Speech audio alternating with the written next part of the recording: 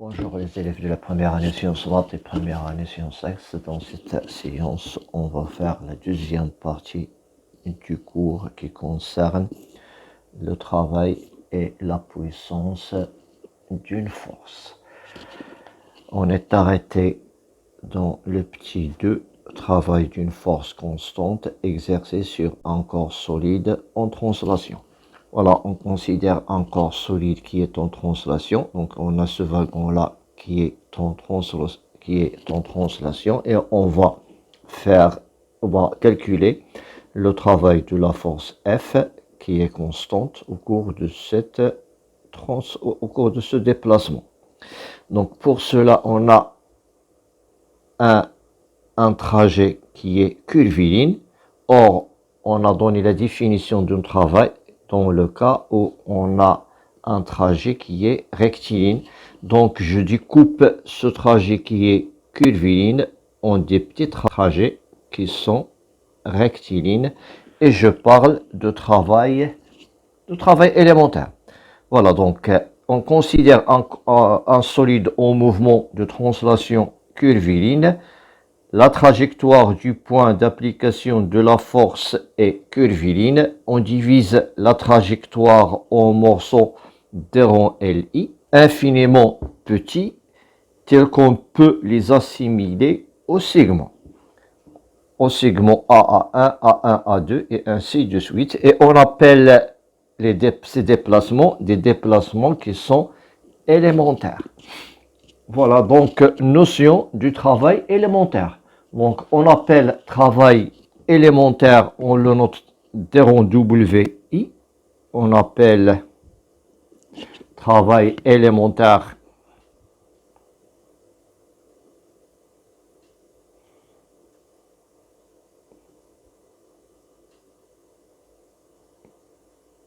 des rangs WI.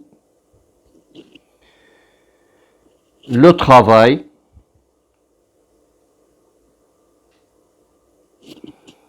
fourni par la force F, travail fourni par la force F,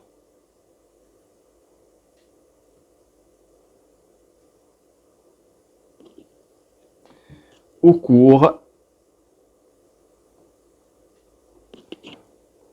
d'un déplacement élémentaire.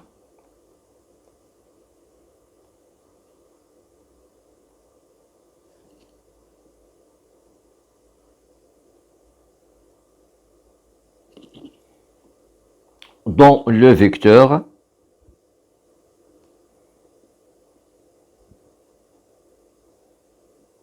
est des rangs LI. Voilà, je note ce déplacement élémentaire par des rangs LI, tel que le travail élémentaire des rangs WI est égal au produit scalaire de la force F scalaire des rangs LI. Donc, pour calculer le travail global, pour aller du point A au point B, il serait égal à la somme des travaux élémentaires le long de ce chemin qui est curviligne. Voilà, donc, calculons le travail global W pour aller de A à B. On aura le W de la force F, le travail de la force F pour aller de A à B, est égal à la somme des travaux élémentaires pour I varie de 1 à N des rangs WI qui est égal à sigma du I est égal à 0 à N. Donc, je remplace le rond WI par son expression. F des rangs LI. Puisque F est constante, je peux la sortir de la somme. Donc, est égal à F sigma de I 1 N de terrain LI. Donc, je fais la somme de ces portion élémentaire, c'est-à-dire je fais la somme de A0 tirant LI1 A0 A1 plus A1 A2 et ainsi de suite. Donc qui est égal à F scalaire A0 A1 plus A1 A2 plus ainsi de suite jusqu'à AN moins 1 AN. Donc en appliquant la relation de Schall, on n'aura que, donc cela implique que le travail de F pour aller de A à B est égal à F scalaire AB. Donc, comme vous voyez, ce travail, il ne dépend que de l'état initial et de l'état final. Donc, comme conclusion, le travail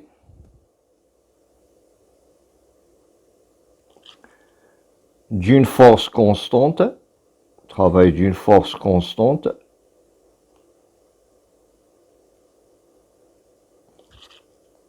ne dépend pas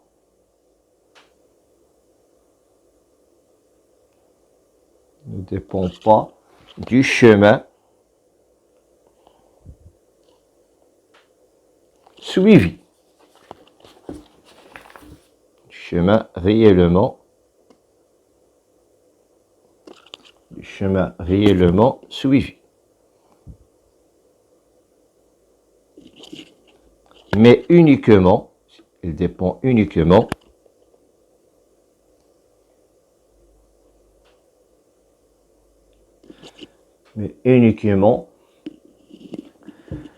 des positions initiales et finales. Des positions initiales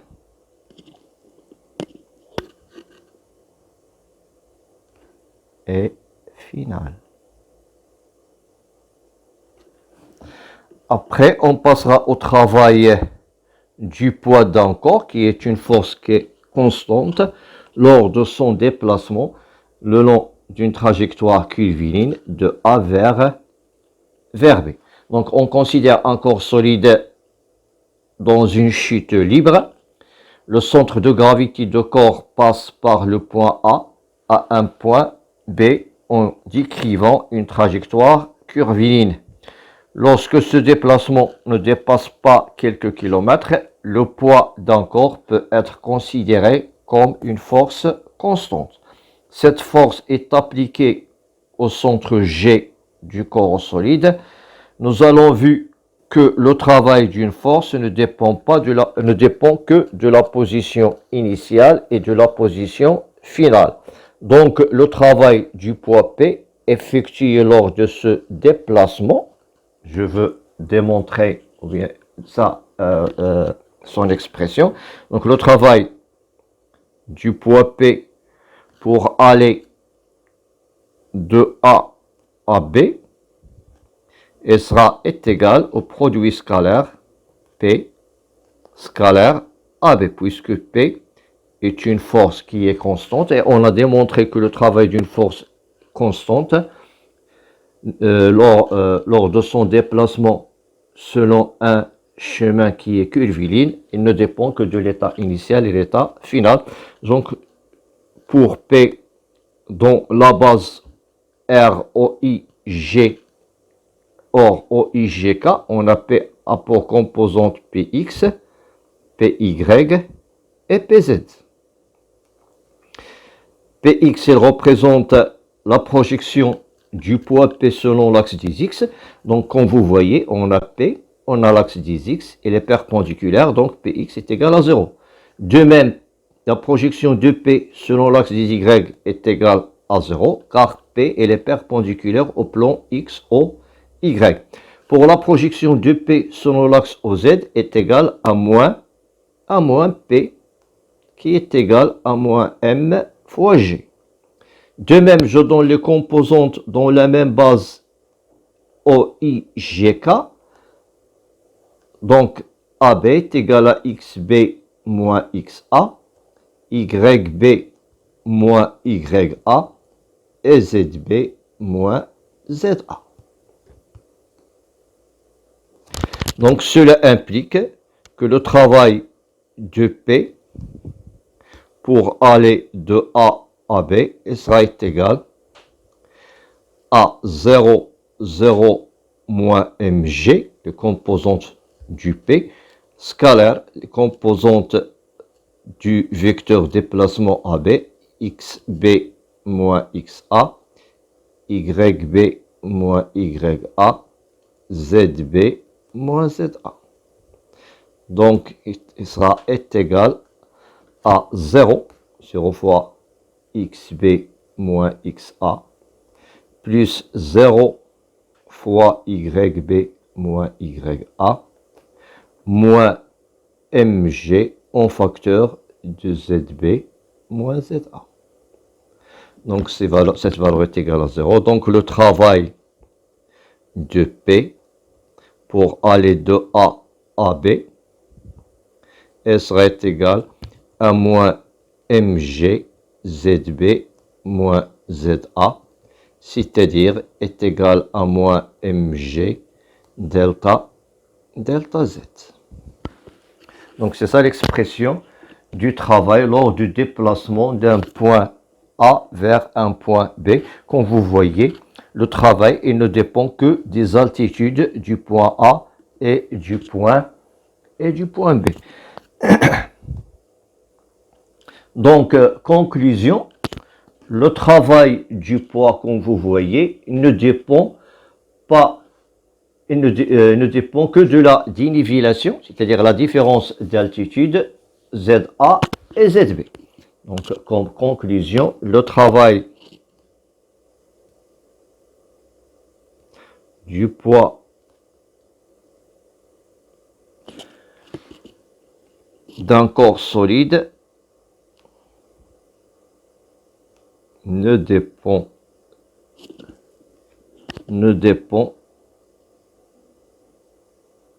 que de la dénivellation, c'est-à-dire la différence d'altitude H, qui est égale à la valeur absolue de ZA moins ZB. Et le signe du travail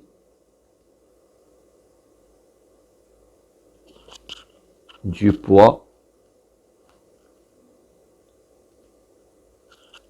dépend de sa nature. Dépend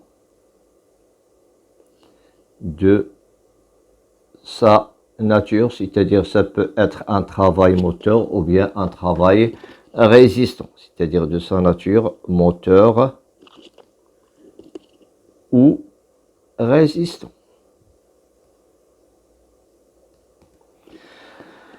Ok, donc maintenant on passera à la première application.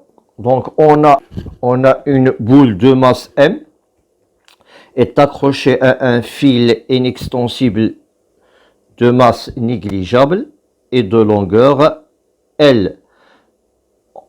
Et on fixe l'autre extrémité à un support horizontal fixe O. On écarte le système de sa position d'équilibre et on le lâche sans vitesse initiale. De la position A pour qu'il arrive à la position B en passant par la position d'équilibre E. C'est-à-dire je lâche cette boule sans vitesse initiale, il passera par E, puis il va arriver à B. On repère la position initiale et la position finale de la boule par les abscisses angulaires. Donc la position initiale, il est repéré par l'angle θ1. L'autre position, il est repéré par l'angle θ2. De telle sorte que θ1 est égal à OA, OE. Et θ2, c'est l'angle formé par les vecteurs OE, OB.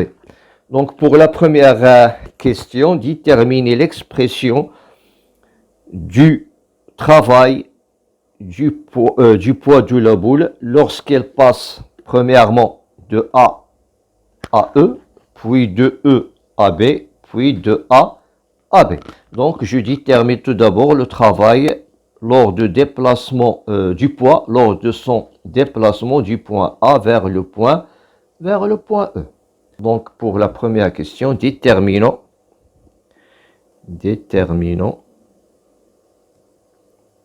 l'expression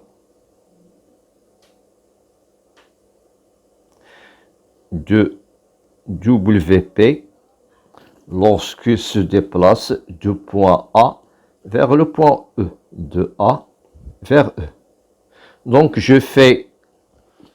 j'utilise la définition qui est égale à moins mg delta z, c'est-à-dire ZE moins ZA, que je peux faire ici, qui est équivalente à la relation MGH. Donc, dans notre cas, si j'observe pour le travail de P, au cours de ce déplacement, je représente le poids P, c'est-à-dire que ce travail sera un travail qui est moteur, c'est-à-dire cette altitude H sera positive. Donc, je détermine graphiquement l'altitude H. Donc, l'altitude H, c'est l'altitude qui existe entre les points B, plutôt le point A, et le point E. Voilà, c'est ça le H. Donc, il faut déterminer maintenant, à partir des données, cette altitude H qui existe entre le point E et le point A. Donc, je nomme cette distance X. Donc, d'après le graphe, on aura H plus X, puisque cette trajectoire est un arc de cercle, et sera égale à L. Donc, ici, on a un arc de cercle de rayon L. Donc, on a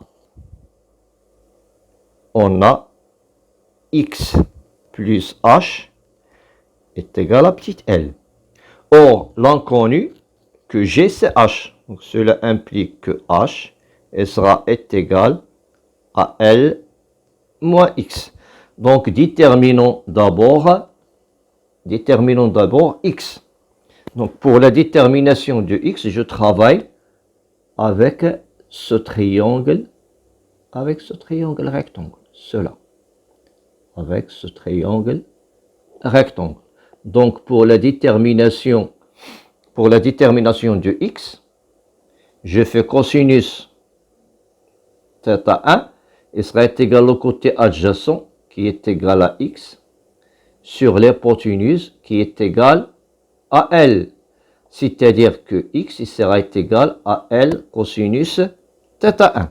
Donc, cela implique que H sera égal à L moins la valeur de X qui est égale à L cosinus θ1. Donc, H sera égal à L en facteur de 1 moins cosinus θ1. D'où je cherche le travail de P, pour aller de A à E, sera égal à mg, et je remplace le H par son expression en facteur de L, qui est en facteur de 1 moins cosinus θ1. Donc, c'est ça l'expression du travail du poids lors de son déplacement d'un point A vers un point E. Ok, maintenant, je cherche le travail pour le déplacement de E vers B. Donc, déterminons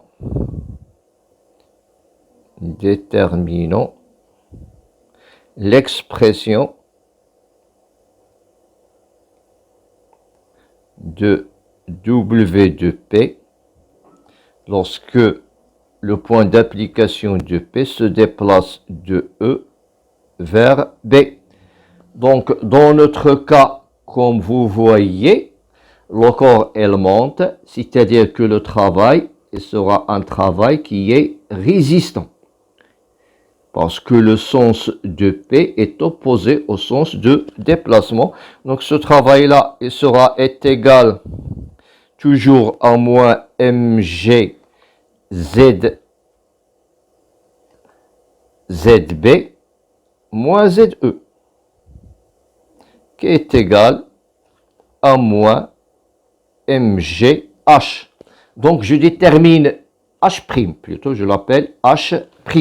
Donc je détermine le h' de la même manière avec laquelle j'ai déterminé le h. Donc le h' est égal à la différence d'altitude entre le point B et le point E. Donc voilà, ici on aura h'. Voilà, ici on aura l'altitude h'. Donc de la même manière, on aura h' plus x est égal à L. Donc on a la même manière que précédemment, h' est plus x et sera égal à L. Or, je cherche le h', cela implique que h' sera égal à L moins x'. Donc j'appelle ici x', et je représente le x' sur le graphe. Voilà, on a h' plus ici x plus x'. Voilà la distance x'. C'est ça, x'. Et je fais toujours la même méthode, c'est-à-dire je travaille avec ce triangle rectangle. Donc dans ce triangle rectangle, on aura cosinus de θ2 et est égal au côté adjacent qui est x' sur l'hypoténuse qui est égal à L. C'est-à-dire que x' sera égal à L cosinus θ2. Donc cela implique que h' sera égal à L moins L cosinus θ2. Donc d'où W de P pour aller de E à B sera égal à moins mg. Je fais le signe moins parce que ce travail, c'est un travail qui est résistant. Donc je remplace le h' par son expression qui est égal à L facteur de 1 moins cosinus θ2. Donc c'est ça l'expression de travail pour aller de E à B. Après, je détermine le travail pour aller de A à B. C'est-à-dire, ça va être égal au travail pour aller de A à E, plus le travail de P pour aller de E à B. Donc, déduisons le travail. Déduisons l'expression de W pour aller de A à B. Qui sera égal à W pour aller de A à E, plus toujours du poids, le travail du poids pour aller de A à E, plus le travail du poids pour aller de E à B. Donc je remplace maintenant. Donc cela implique que le travail de P pour aller de A à B sera égal. Donc le travail de P pour aller de A à E est égal. Donc je développe cette expression, est égal à MGL moins MGL cosinus θ1 plus l'autre travail qui est égal à moins MGL plus MGL cosinus θ2. Donc, comme vous voyez, je peux simplifier le plus MGL avec le moins MGL. Donc, l'expression de ce travail que je trouve, c'est MGL en facteur de cosinus θ2 moins cosinus θ A. Θ1, c'est ça l'expression du travail de P pour aller de A à B. Maintenant, je passe à quatrièmement. Voilà. Donc, quatrièmement, travail d'un ensemble de forces constantes. Voilà, on a un ensemble de forces constantes qui sont appliquées à un solide. Donc, soit un solide en translation soumis à plusieurs forces. Les points d'application de chaque force subissent le même déplacement. La somme des travaux de ces forces s'écrit comme suit. C'est-à-dire, on a une force F1, F2, F3, F4. Ce solide, il est soumis à toutes ces forces. Donc, je calcule le travail lors de déplacement de ce corps lorsqu'il est soumis à ces forces. Voilà, donc on aura le travail. Donc le travail de la force, les forces F1, F2 jusqu'à Fn. Lorsque toutes ces forces se déplacent d'un point A vers un point B, qui est égal à F1, la première force F1 scalaire AB, plus F2 scalaire le même déplacement AB, plus jusqu'à Fn scalaire le vecteur AB. Donc, je peux factoriser par AB, on aura F1 plus F2 plus F3 plus Fn scalaire AB. Donc, on pose grand F, le vecteur grand F, qui est égal à F1, est égal à la résultante de ces forces, c'est-à-dire la somme de ces forces, plus F2 plus F3 plus Fn. Donc, d'où le travail de toutes ces forces, c'est-à-dire le travail pour aller de A à B de sigma Fi pour I varie de 1 à n, c'est-à-dire de toutes ces forces, et sera égal au produit scalaire de F scalaire AB. Avec F, elle représente la résultante de toutes ces forces. Donc, conclusion, pour un solide en translation qui est soumis à un ensemble de forces, la somme des travaux des forces appliquées est égale au travail de leur résultante. C'est-à-dire la somme des travaux de ces forces qui sont appliquées est égale au travail de la résultante de toutes ces forces, c'est-à-dire la résultante de toutes ces forces, c'est-à-dire la somme de toutes ces forces. Donc pour un solide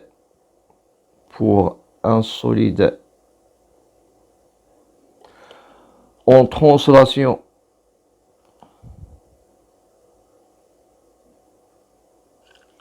soumis à un ensemble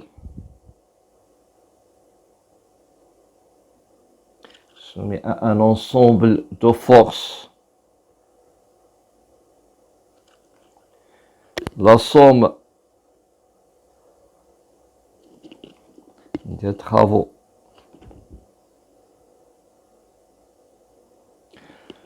des travaux des forces appliquées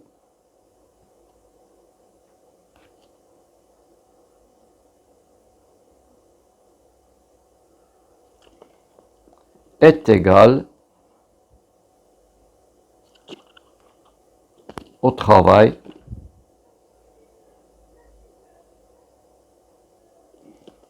de leur résultante.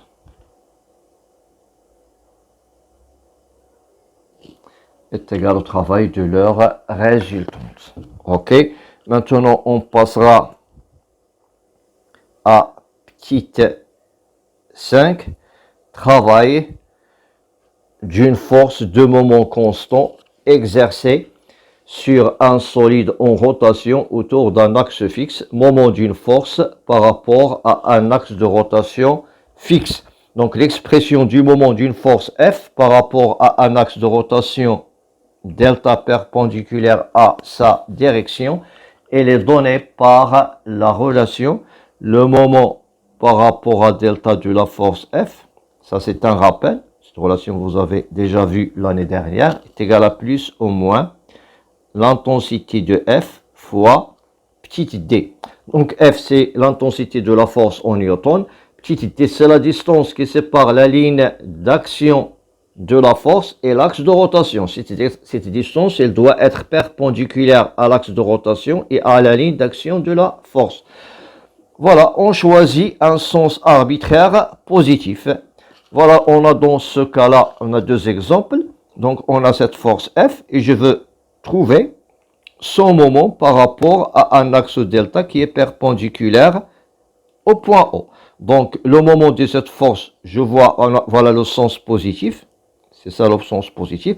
Donc, lorsque j'applique cette force, il va faire tourner le point M vers le sens positif, c'est-à-dire on aura le moment par rapport à delta de F dans ce cas-là est égal à plus F fois la distance D. Donc, la distance D, c'est la distance qui sépare l'axe de rotation. C'est ça l'axe de rotation. Et la ligne d'action de la force, voilà la ligne d'action de la force. Donc, voilà, c'est ça la distance petite D, donc fois petite d. De même pour l'autre exemple, on a la ligne d'action de la force et voilà l'axe de rotation. Donc c'est ça la distance d. On passera maintenant au travail. Voilà, on passera au travail d'une force de moment constant. On considère un solide en rotation autour d'un axe fixe. Voilà, un solide qui tourne autour d'un axe fixe. Pour une faible rotation d rond θ, le point d'application de la force F parcourt l'arc RM1, M2. Peut être assimilé à un segment de longueur d rond L. C'est-à-dire, on va assimiler cet arc-là à d rond L, à un segment d rond L. Au cours de ce déplacement, la force F peut être aussi considérée comme constante. Donc, le travail effectué durant ce petit déplacement est appelé travail élémentaire. Donc, le travail au cours de ce déplacement, je le représente par d rond LI. Je le représente par d rond LI. Donc, ce travail élémentaire est écrit sous la forme d rond W, qui est égal au produit scalaire de la force F, scalaire d rond L. Donc, c'est la relation qui existe. C'est-à-dire, si j'effectue ce produit scalaire, il sera égal à la norme de F fois la norme de d rond L. Or, d rond L, elle représente cette distance-là. C'est-à-dire, si j'applique la relation de l'abscisse culvéine, il sera égal à F et d rond L, il sera égal à R d rond θ. R d rond θ. Ici, j'ai oublié le module. Voilà, on aura le module de F fois le module de d rond L qui est égal à R d rond θ fois le cosinus de l'angle qui existe entre d rond L et F qui est cosinus de alpha. C'est égal au cosinus de alpha. Si je calcule, or, on a le moment par rapport à delta de F qui sera égal à plus F fois D, parce que lorsque j'applique la force F, elle va faire tourner le corps dans le sens positif. On a un plus fois F fois D avec D elle représente la distance entre la ligne d'action de la force F, voilà la ligne d'action de la force F, et l'axe de rotation, c'est l'axe delta, voilà, c'est ça la distance D. Donc, pour calculer cette distance D, on a ici l'angle alpha. Si je fais cosinus alpha, il sera égal au côté adjacent, qui est D, sur l'hypoténuse, c'est R. Donc, D est égal à R, ou bien cosinus alpha est égal à D sur R. Si je remplace le D est égal à R cosinus alpha, donc est égal à F, et je remplace le D par son expression, c'est R cosinus alpha. Donc, je peux poser F fois R fois cosinus alpha est égal au moment de la force. Donc, cela implique que le travail élémentaire est égal à F fois R fois cosinus alpha fois d rond θ. Cette expression n'est que le moment par rapport à delta de F. Donc, ce travail élémentaire sera égal au moment par rapport à delta de F fois d rond θ. Donc, pour trouver le travail total, elle sera égale à la somme des travaux élémentaires. Donc, au cours de ce déplacement, voilà, au cours de ce déplacement, ou bien au cours de rotation d'un corps solide d'un angle dθ, le travail effectué par la force F, dont le moment est constant par rapport à l'axe de rotation, est égal à la somme des travaux élémentaires. Donc, ce travail de la force F sera égal à la somme des travaux élémentaires qui est égal à sigma des moments par rapport à delta de F fois d rond θ. Donc, puisque le moment est constant, je le fais sortir de la somme, donc est égal au moment par rapport à delta de F fois sigma de d rond θ. Donc, sigma de d rond θ est égal à delta θ, qui est égal au moment par rapport à delta de F fois delta θ. Donc, c'est ça l'expression du travail lors d'un déplacement d'un angle θ1 vers un angle, ou bien d'un angle θi vers un angle θf. On arrête ici.